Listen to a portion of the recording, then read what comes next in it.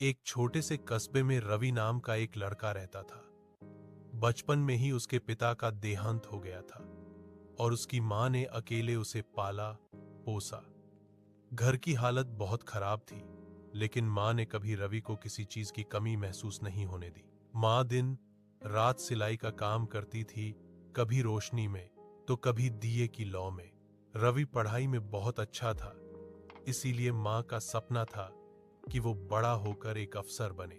सालों की मेहनत के बाद रवि शहर चला गया पढ़ाई करने।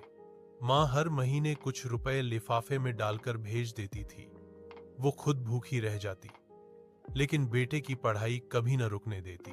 धीरे धीरे रवि पढ़ लिखकर ऑफिसर बन गया। उसे बड़े शहर में नौकरी मिल गई। मां बहुत खुश थी, उसका सपना पूरा हुआ था। लेकिन रवि अब व्यस्त रहने लगा और धीरे धीरे मां के फोन का जवाब देना भी कम कर दिया। कई महीनों बाद रवि अपने गांव लौटा। घर में सन्नाटा था।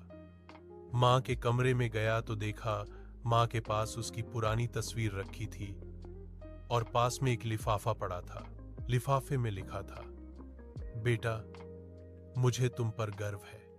अब मैं चैन से सो सकती हूं। बस एक बात याद रखना, अगर कभी अकेलापन महसूस हो तो समझ लेना मां अब भी तुम्हारे साथ है। रवि फूट फूट कर रो पड़ा।